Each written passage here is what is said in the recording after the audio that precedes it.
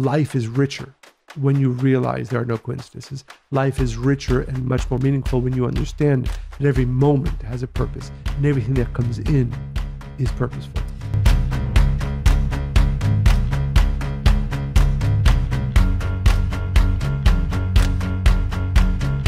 Welcome to the Spiritually Hungry Podcast, episode 76, out of chilly New York City. It was like 0 this morning, or it felt like it anyway. Yes, it's very cold outside. Thankfully, we're inside in the warmth. And we're not here to talk about the weather, are we? Well, I think the most interesting conversations are about the weather. Really? Those are the conversations that happen when you're avoiding real conversations. Sometimes it's really interesting. Really? I've had interesting conversations about the weather. Not with me. So, I know that you love my storytelling. So I do. And by the way, I heard actually this week from a few of our listeners that they as well are riveted week to week to hear about Allison. For reals? No. Yeah, actually there was one person. So I'm going to tell you a story. Yay. And this is the story about Esther Gratian's dollar bill. Have you heard of it? Say it again? Oh, those 4 words or 3 words? The story of Esther Gratian's dollar bill has turned into somewhat of an internet legend, although you've never heard of it, Michael. No, sorry. It's an against all odds tale of romantic serendipity. So as the story goes, Esther and Paul were dating, and after stopping for a meal at his regular deli, Paul decided it was time to discuss exclusivity. As he was about to pay his bill, he saw that the dollar in his hand had the name Esther written in pencil. He kept that dollar, framed it, and then gave it to Esther. Esther, surprisingly, was strangely quiet and unenthused when Paul presented her with the gift, remarking that she would tell him something later. Many years later, it's funny, when I read this, I was like, it would not have been many years later. No. You would have asked the question an hour later. How do you hold that? 2 hours later, hold that in? And then the next day, you would have driven me crazy till you got the answer. So Paul's more patient than you, Michael. Is that the word? I was going to say less interested than me. Hey, it's a love story. Okay. Many years later. I think it's the best love story. Well, you might insult them. You might be listening to our podcast right now. So many years later, when they moved into a new home, Paul was reminded of the dollar bill when he found it in a box and proceeded to ask Esther about it. So it seems that Esther didn't think it was that significant either. She shared a story that was unexpected. At age 19, she was in an unhappy relationship and wondered how she would identify the right man if she'd meet him. She wrote her name on a few dollar bills and decided that she would marry the man who brought one of those dollars back to her. She basically said a prayer as she wrote her name on different dollar bills. And she asked... It's a true story? It's a true story. Internet legend, yes. Oh, internet legend. No, it is. It's true, so you can Google it. Internet legend doesn't necessarily mean it's a true story. It's a true story. It is true. Anyway. You can look up and find Esther. So she said a prayer to God saying, like, I give up. I'm not good at this. Please help me find someone. She couldn't share this when Paul gave her the framed gift. After all, she didn't want to scare him off. Oh, okay. And it was like at the beginning of the relationship. And the framed dollar still... It sounds like the kind of thing you would say at your wedding speech or something. Sweetie, like that. You know, they were busy. It ended up in a box. I don't know what to tell you. So that frame... Let me tell you something. If this happened to us... my God. This would not be in a box 20 years later. Well, maybe we're just more sentimental. That framed dollar still sits cozily on their dresser to this day. So clearly it does have some significance. And thank you for trying to ruin my story yet again. You know what it is? I like people that are complicated. You like happy ending stories. Just like happy, like it just makes sense. And also factual. This is factual. Internet legend does not mean factual. Okay, you can Google it when we're done. Anywho, in today's episode, we're going to discuss if there are truly coincidence, random happenings, or whether there are no coincidences or accidents. So the big question or questions are, is there meaning in coincidence, or are we trying to impart meaning to make sense of our lives? Or are these coincidences messages we really are meant to receive? So I'm not going to bury the lead here, but this is what the Zohar says, the main Kabbalistic text. It says there are no coincidences in life, no random events of chaos. It is our inability to perceive the metaphysical influences that manifest in our environment that creates the illusion of disorder. So I know you're going to go way deep into Kabbalah, and before we do that, I just want to continue What's on Kabbalah? This. If you ever said that to me, really, I'd be terrified. So I thought this was really interesting. because we can put Carl Jung in the no such thing as coincidence category.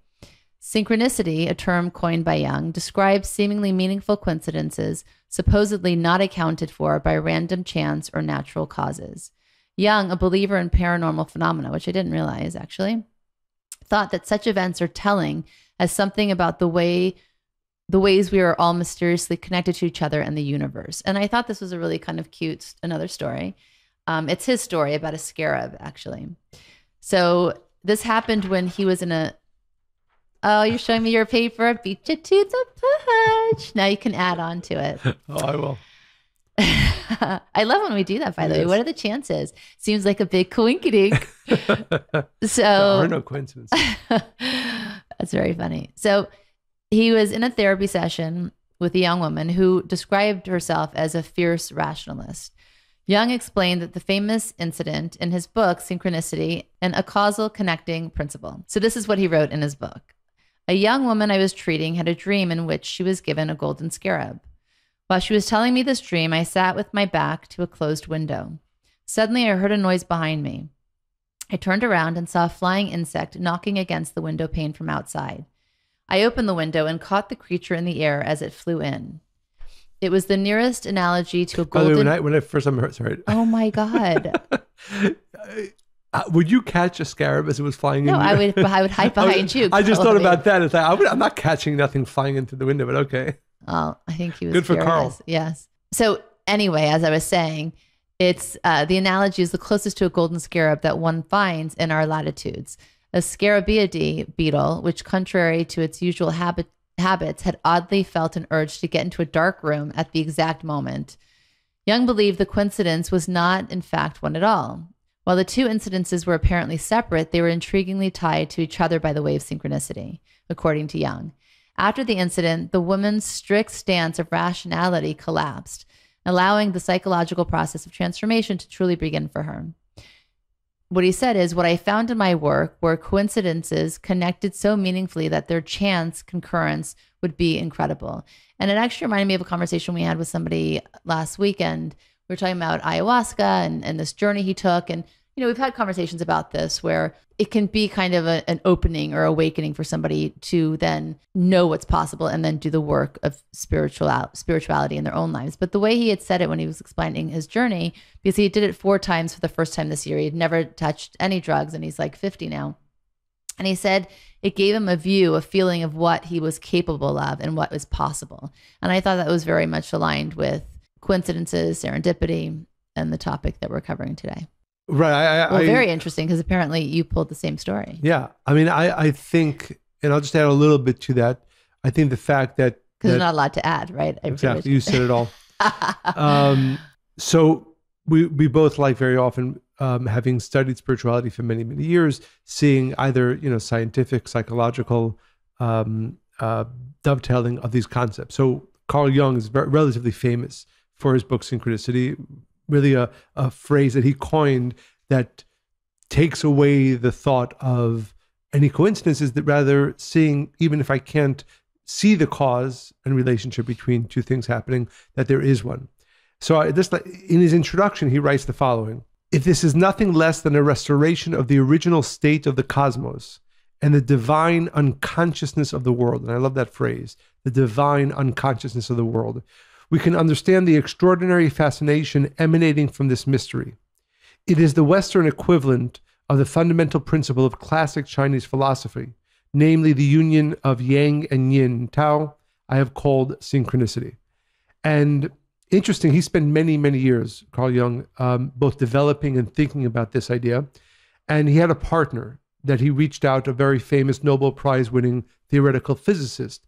And so I want to share a story from Wolfgang Pauli, who was, again, with Carl Jung, helped him develop, mostly through correspondence, but they developed this idea of synchronicity even further using, Wolfgang was seen as one of the fathers of quantum physics. Again, as I said, also a Nobel Prize-winning physicist. So there's a book called 30 Years That Shook Physics, The Story of Quantum Physics, The Story of Quantum Theory by George Gamow. And he writes about the following about Wolfgang Pauli. It is well known that theoretical physicists cannot handle experimental equipment. It breaks whenever they touch it. Pauly was such a good theoretical physicist that something usually broke in the lab whenever he merely stepped across the threshold. A mysterious event that did not seem at first to be connected with Pauly's presence once occurred in Professor J. Frank's laboratory in Göttingen. Early one afternoon, I like that make you laugh.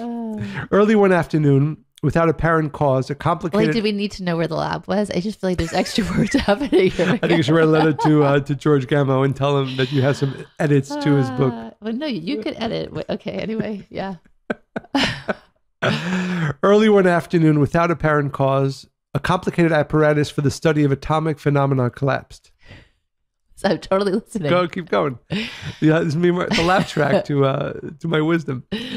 Frank wrote humorously about this to Pauly at his Zurich address, and after some delay, received an answer in an envelope with a Danish stamp. Pauly wrote that he had gone to visit Niels Bohr, and at the time of the mishap in Frank's laboratory, his train was stopped for a few minutes where, at the Göttingen, that's why it's important to know, railroad station. You may believe this anecdote or not, but there are many other observations concerning the reality of the Pauly effect. I just thought it was a cute and obviously a funny story to you. And this idea that certainly Jung, but also many physicists and others have been thinking about this. And there's this phrase that Jung uses, this idea of one world. And he uses the Latin phrase, and I don't want to make you laugh. Oh, you won't. Go ahead. But impress me. But the idea is, and again, because I think for some people, when we think about coincidences, to them it must be either a religious connotation, but I think it's much more palpable, certainly for those who aren't necessarily steeped in either spiritual tradition or otherwise, to know that all this means is that there is purpose.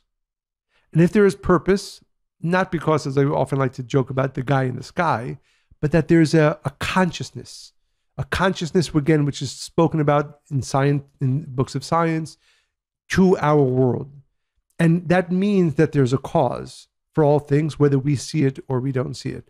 And I would just like to, if I can, go a little bit deeper now with the Kabbalistic understanding, which to me is both fundamental, and if you understand it or accept it, it really changes the way you view your entire life. And the view is this, that my life and everything that comes in it, my life and everything that comes into it, from the greatest things to the smallest things, from the happy things to the sad things, is all perfect. Perfect for what? We understand that we're here to grow and to change, to manifest what we call our soul, our potential. And that process is not a linear process. There are ups and there are downs, and there are learnings and there are failures and there's growth. And thankfully, it's not just up to me. As a matter of fact, it's mostly not up to me. The universe conspires to help me. Help doesn't always come in the forms that we'd like to see it, but it is always there to help. And if you understand, this is the way I try to live my life, that absolutely everything that comes into the box that you can call my life is what I need. So of course there can't be any coincidence. Of course, therefore also I can't be upset at somebody for doing something that came into my life because I need it.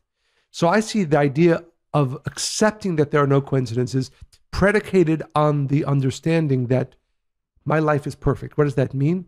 That the box that is my life includes everything that I need. Everything that I need. And to explain that just a little bit further. So for instance, the question can be asked, there's a phrase that we often refer to, that a person has to say that the whole world was created for me. The whole world was created for me. It doesn't necessarily mean that everything that goes on in your life or his life or any one of our listeners' life is connected to me, although on a deeper spiritual level it might be, but rather that everything of the hundreds and the thousands of people that interact with me, be they in obvious or non-obvious ways, is what I need. So if I look at my life, again, as I said, as a box, everything that enters that box, the person who annoys me, the person who upsets me, the person who brings me joy, the person who challenges me, I need. And therefore, it's like if you had a box, like you were putting together our fireplace screen, the other day, right? And it comes with a lot of different tools. Now, if you didn't know how to use the screwdriver or you lost the screws, which you did for a few minutes and I helped you find it, then you wouldn't be able to assemble the screen, right? So if you look at your life, that you come in a box, let's say, and you have all the different pieces, parts that you'll need. But if you don't connect them and you don't use them to support each other, you don't understand how they work, then you're really going to make a mess of things, right? Nothing's going to make sense to you. You might even lose a few screws. You might never put it together. So I think, because really anything that, I mean, of course we have free will, but we will be given the opportunities throughout our lives to ultimately live our best lives. But in order to do that, you have to be able to change, to transform, to grow, and derive purpose and meaning from even the most difficult things. Right. And I think that a very important element to all of this is therefore the understanding that everything is purposeful.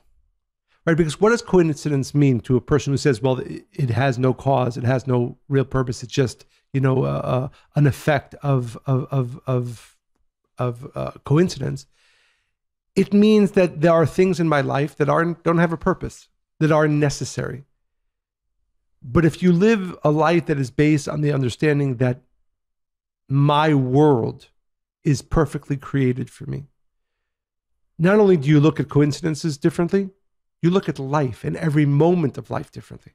Well, that's why that book was so popular. Why do bad things happen to good people, right? A lot of people have a hard time not just accepting what we're saying, but really living that, right? Because, and I think especially the last 3 years have been very difficult for many across the board.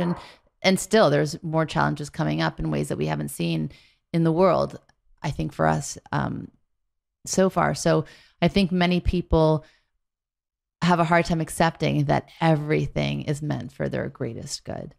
Of course. But by the way, I think that what is powerful about transforming our view of coincidences is that it makes life much more meaningful. I'll give an example. One of the great Kabbalists, the Baal Shem Tov, says the following: when a leaf falls off a tree, the way it falls and where it falls, there's a purpose, there's a reason. We might not understand why this leaf has to fall there.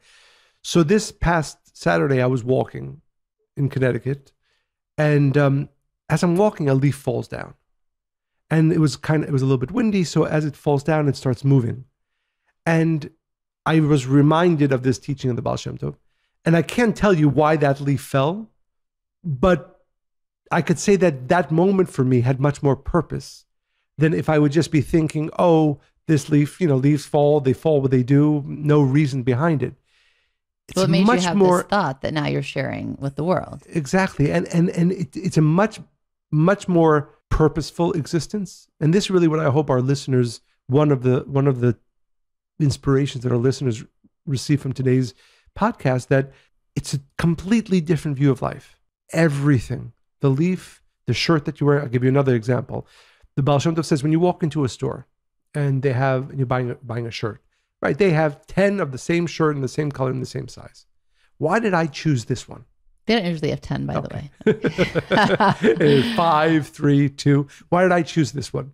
Because there's an energy in that shirt that corresponds to my soul's energy, that I actually need the internal energy within that shirt. That's what I say every time we go shopping. I'm just kidding. Right, but it's a really, and I hope this is, I'm explaining this properly, that it's a really completely different life. It's a completely different life when you see everything as having a purpose and everything as having a cause. So this is interesting because I do feel, and we're going to pick up here again and go deeper with it, but I do feel like it's important to bring up kind of the naysayers and science. Actually, there's science for it and against it, because everything has a meaning, but sometimes we make too big of a deal out of things and it's not that important and it really doesn't have that much of a meaning, right? So I think we actually need to unpack this just a little bit. I think that it's our inherent search for meaning, full stop, just as human beings. Recognizing patterns is one of our most basic cognitive skills, and it's been crucial for our survival and evolution.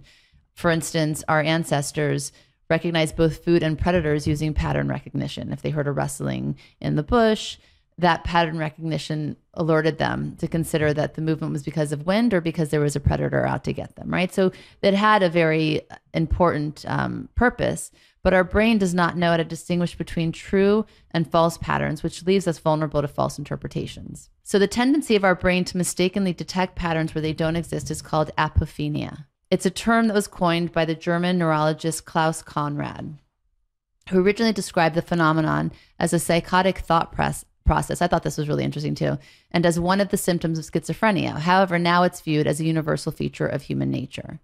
So imagine the following scenario, another story for you. On Monday morning, your alarm clock does not wake you up and you're late for a very important meeting at your child's school.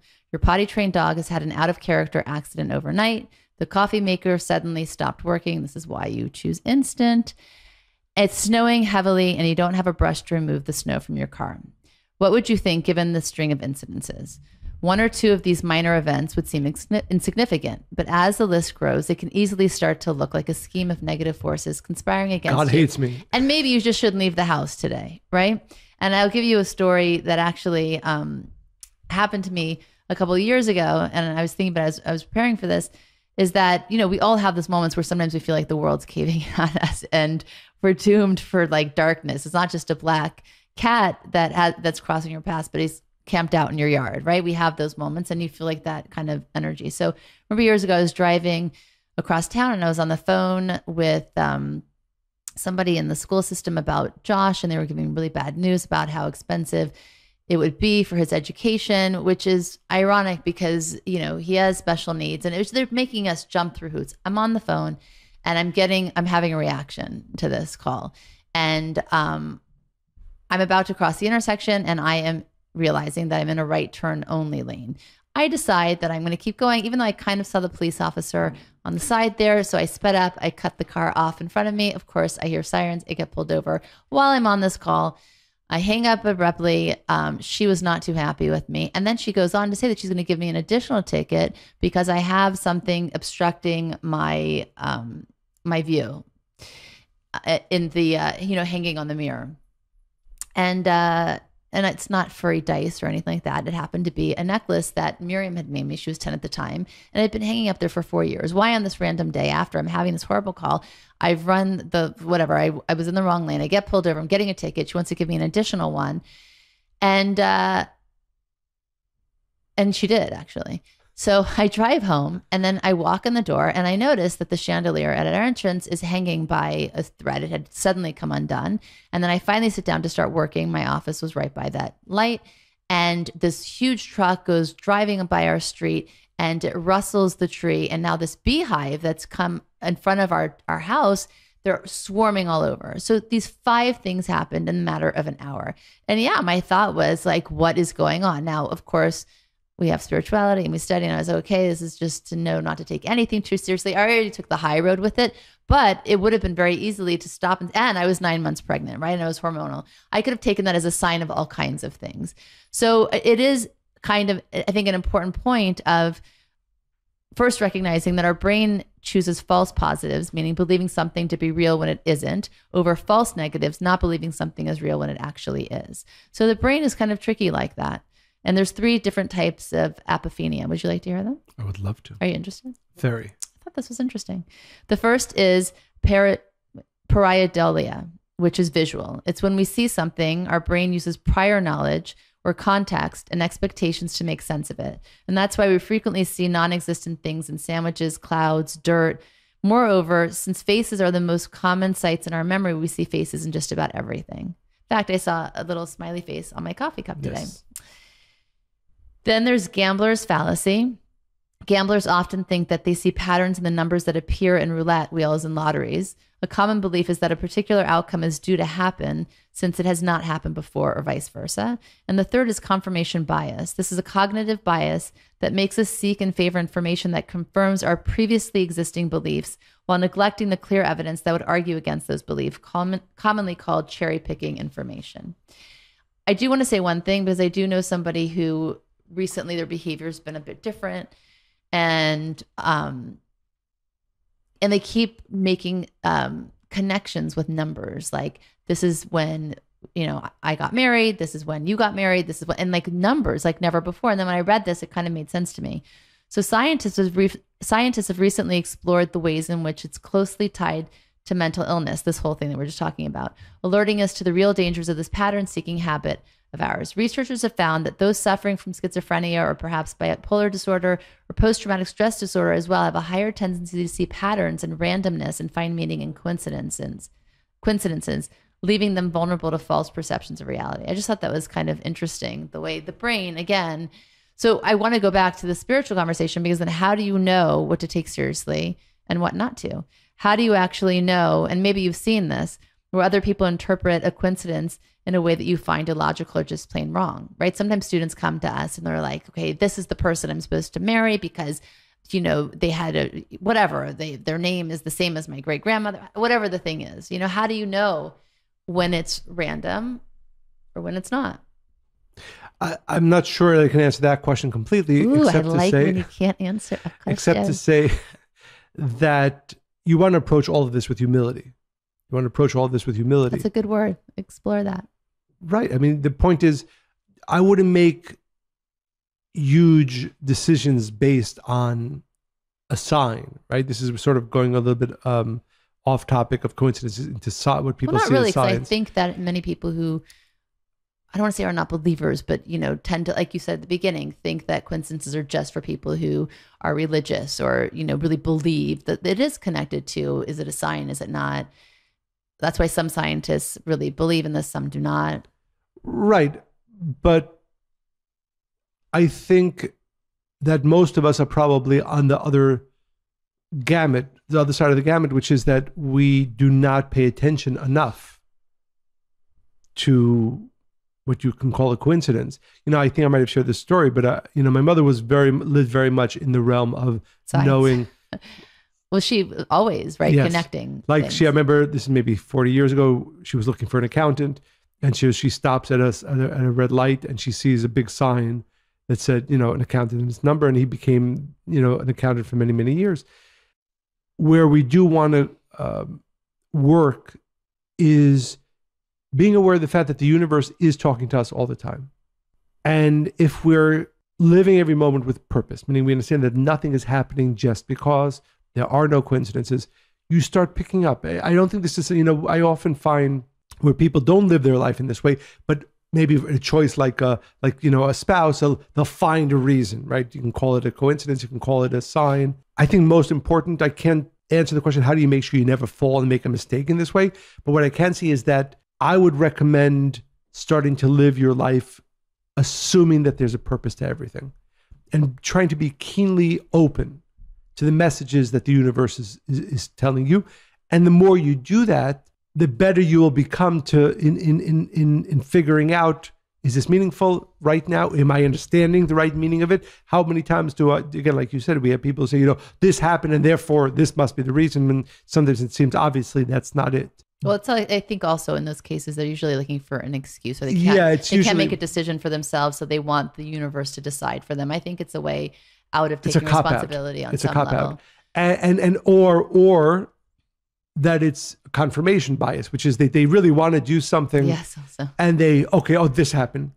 But what I think what we're talking about on the important level is not the flash of, okay, then I'm going to make this decision or that decision, but living your life in a different way. Living your life with the understanding that the universe is desiring to help you, and you have to be living life with the understanding, therefore, that there are no coincidences, that everything is on some level purposeful.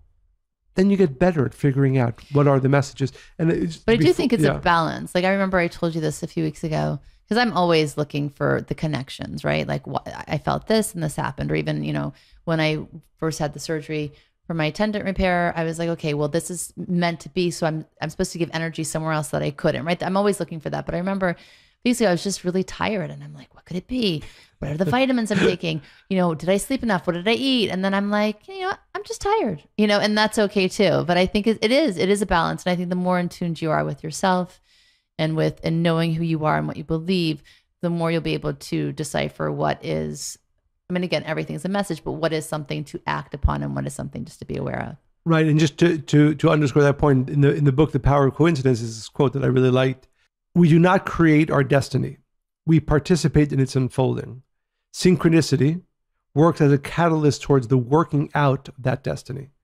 And I think this is really the consciousness, Synchronicity right? Is the working out of that. Of that. But I mean, when you lived your life, which by the way is on some level also freeing, right?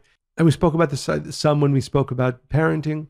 My life is not all for me to do or to figure out or to work out. There is a beautiful universe, force that is desiring to help me, to message to me, to support me. And you really want to be open to that. And you really want to live your life with that understanding. And then by the way, when you live your life in that way, you'll get the messages that other people will miss, that you even would miss prior to living your life in a thoughtful, keenly aware and listening to the messages. Yeah, I mean, I'm just, as you were speaking, I was thinking about how many times that's happened to me in my life where, you know, it was so clearly I was in a place I wasn't supposed to be, and it meant something, or I saw something at a certain time in my life and it meant something. And sometimes it took even like months later to understand what that meant. But those moments when you really start to pay attention, you can actually feel something occurring. It becomes kind of like an energy in and of itself. I thought this was really interesting because I brought up how scientists were kind of against this, but they're not all on the same page. And this is a quote from Bernard Bateman. He's the head of psychiatry and neurobehavioral sciences at the University of Virginia. Just as sharks have ampullae in their skin that detect small electromagnetic changes that help them locate their prey, it's plausible, maybe even probable, that humans have similar mechanisms that detect coincidences. And I thought that was really interesting because I think that if you look at nature, right, and you look at the world, you look at human beings, we're so multifaceted. Our ability to do so many things is magnificent. Why wouldn't this be part of that equation as well? Yeah. There's a beautiful story that I often share when it comes to understanding coincidences, and really the purpose, I think, this is not a theoretical discussion. You do or do not accept that there's a purpose or reason behind everything. For example, there's a biblical story about Joseph. Those of you who know the story, he had great tension with his brothers. They hated him so much that eventually they sold him as a slave. The biblical story relates that as he's sold as a slave, taken down into Egypt from the land of Canaan, the people to whom he was sold, who were merchants, were carrying beautiful smelling things, all kinds of incense and perfumes. And the Kabbalists point out that usually the merchants in those times, when they would travel with things that didn't smell well. Joseph noticed that these, again, so he's going through Why would they do that? Why did it happen? No, why did they travel with things that didn't because smell? they were selling things for the most part, like hides of animals. Most of the merchants in those times, when they were traveling to sell things, the things that they would travel with, to be smelly, but they weren't. Not on purpose. No, not on purpose. No, not on purpose. But so Joseph is in a very dark moment in his life. His brothers hate him. They sell him as a slave. He's now going to be enslaved for 17 years. And then he smells something good. Now, I think most of us would say, okay, who cares? You know, this is a terrible day of my life. My life is going to be terrible for the next few years. So great, something smells. But Joseph realized something. Joseph said, well, there's no coincidences. Why is it the unlikely reality that the people, the merchants to whom I was sold, they were traveling with incense? It must be, and I refer to it as a kiss from the Creator. The Creator is basically telling me, yeah, there's something really unfortunate that you're going through. On a deeper level, your soul needs to go through this. You might or might not accept or understand that in this moment. But I want you to know that I, the creator of this universe, the force behind this universe, is here with you even in this dark moment. And therefore, I give you this little kiss. The coincidence of the travelers, the merchants to whom you are sold, traveling down to Egypt with beautiful smelling incense and so forth. And I think when you live your life in this way, yes, even during the difficult times, you'll see something. And it might be small, but if you pay attention to it, it supports, it gives you strength. You see it and understand it as a kiss from the Creator. I love that. It reminded me of with my father being sick all those years. It's interesting because through song, it would be an indication of how I was supposed to understand it. So I remember the first time that happened, I was exercising and in a room full of sweaty women. It's so hot in there that you can't tell tears from sweat, honestly. And the song I was like playing. that visual. A room of sweaty women.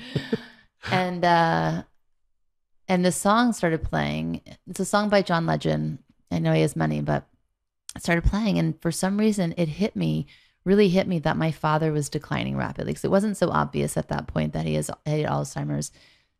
And I remember that moment, like, I better wake up and connect with him as much as I can, because it's going to be rapid. And it just the way that I heard the words of that song while I was exercising in that moment made me understand it. And it really changed the way that I started to interact with him. Then years later, while he was really in the decline of it, a friend sent me this song by James Blunt. And she said, I don't know, I think this really reminds me of you and your father and what you're experiencing. And he is a friend of my friend's, and it was about his own father being sick and passing, and the exchange between the father taking care of the son and now the son taking care of the father. And I remember sitting at a nail place, I was getting my nails done, and I just pushed play, and I didn't expect to have this effect on me, and I start to cry hysterically. And this woman, imagine, she's doing my nails, and I'm like sobbing hysterically while I have these It's not you. on. It's not you. And again, it was a sign for me that, okay, he's nearing the end, and I don't know when that is, but I know it's coming. And I understood what my role was and how I should help him exit. And again, it just was a song that came to me. And I remember when the text came through from my friend, it had an energy to it. It was just like, I need to hear this now, and it's significant. So I think it's even those kinds of moments, like the smell for Jacob. Joseph. It is those moments where you can just write it off as like, oh, I smelled that. Oh, that was different, but now I'm going to go on and go with my day and my intention and what I have to do. And we take ourselves so seriously. But I think it's really about pausing in those moments that are unexpected, that seem random, but they make you take pause. Don't write them off. Really stop for a moment and say, okay, what could this mean for me? Absolutely. Those are two very powerful stories, because it really underscores this idea that what if you hadn't been open to those messages, right? Your life would have been...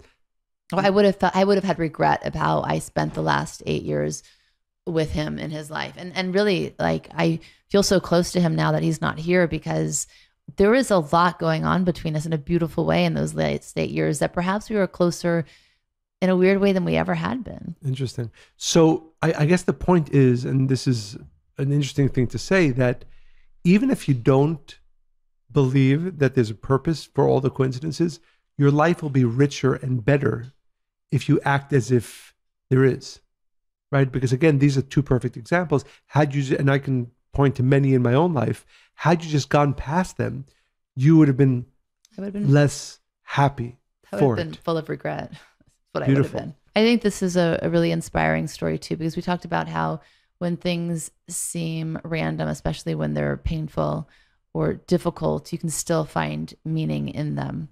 So in August 2001, Elise O'Kane, a United Airlines flight attendant, signed up to work her usual trip from Boston to Los Angeles in September, but she accidentally entered an incorrect code into the airline's computer system and was assigned to a different schedule.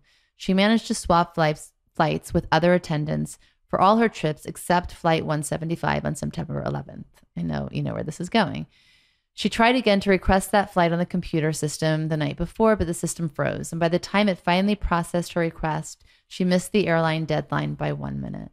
Her request for Flight 175 was denied. She resigned herself for flying to Denver instead of Los Angeles. Elise's Denver-bound plane left Logan Airport between American Airlines Flight 11, which crashed into the World Trade Center's North Tower, and United's Flight 175, which struck the South Tower. When her colleagues found out that she was not on board, they told her repeatedly, God has a plan for you. You were meant to be here. After taking the time to consider what such a meaningful plan might be, she eventually entered a career as a nurse, feeling a need to give back and fulfill myself, she said. So it's not that God didn't have a plan for others, because I think that this gets really complicated in that way. It's just that she understood that that was just not a coincidence, right? The fact that all of those things, it was 3 different things, right? She put in the wrong code, then the computer froze, and then she was a minute late, right? To actually finalize it. It woke her up, right? That there is a message for her, that there is something greater that she's meant to be doing. Yeah, it just reminded me. There's a story that my mother would tell. Story goes back about 45 years ago. My parents were in Israel at the time, and they were facing a lot of challenges. As they would often do, there are many spiritual sites in Israel. They decided to go and travel to the different sites.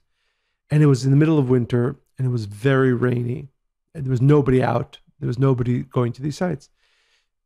And as I said, they were going through a very difficult time. And my mother would say that every place that they went, there were 2 candles lit. One place to the next, to the next, to the next. What are the chances? There was nobody out. There was nobody there. And why would people leaving exactly 2 candles in each? And again, and she saw it, and my father at that time, they both realized this was a message, as we say, a kiss from the Creator saying, I am here with you even during this difficult time. And I think for me, this idea of being open, at least. And I think sometimes it's messages that inspire us. Sometimes it's messages that give us some comfort and support during difficult times. And like I said, I have experienced so many of these.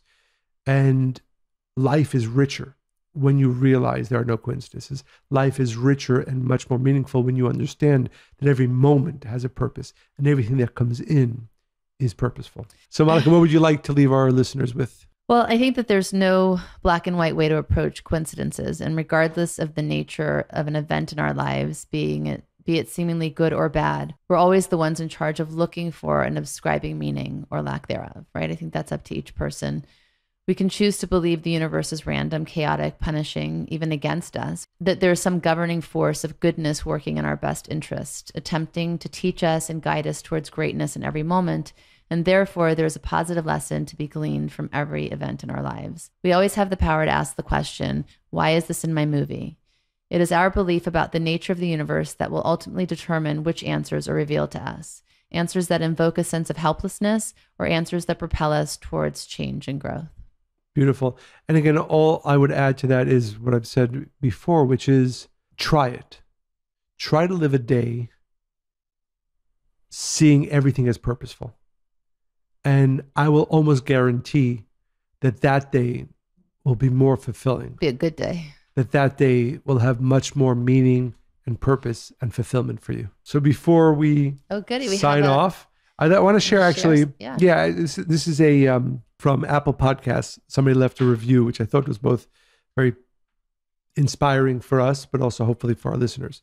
So I stumbled upon the Spiritually Hungry podcast as a suggestion while scrolling through the Apple Library spirituality selections. And I like that sort of, he didn't know anything about us or what we do, and just coincidentally came upon this podcast. I have listened to all of your episodes, sometimes multiple times, and they have transformed my life forever. I began to become more interested in learning about the wisdom of Kabbalah. I have complex PTSD and substance abuse issues. My desire is to complete my soul's journey and share with others in spite of my own suffering surrounding my issues. Thank you for the guidance and inspiration your work brings to all of your listeners. It's so nice. So beautiful. And again, that story, for example, that review really is everything we spoke about in this podcast, right? Not coincidental that he was scrolling through Apple Podcasts and he found this podcast that now has brought him some level of inspiration and hopefully assistance and wisdom. And all I can say is that this is, the proof is in the pudding. Your life will be transformed when you live it more with the understanding or consciousness, or even try to see it. Try to see every moment. Try to see every coincidence. Try to see every aspect of your life as purposeful. We hope you enjoy listening to this podcast as much as we enjoyed recording it. And as always, please go to Apple Podcasts, write 5-star reviews, share it with all of your friends and family. Wherever you get your podcast, make sure you review it and share it. Continue to send your questions, comments, stories to Monica and Michael at Kabbalah.com. By the way, you can also send, as some of you do, ideas for topics that you'd like us to cover, certainly questions that you have, and certainly inspirational stories that you'd like to share with us, because we record this podcast to hopefully bring some wisdom and inspiration to our listeners, and it inspires us to hear from you. So please do share everything that you can with us at Monica and Michael at Kabbalah.com. And stay spiritually hungry.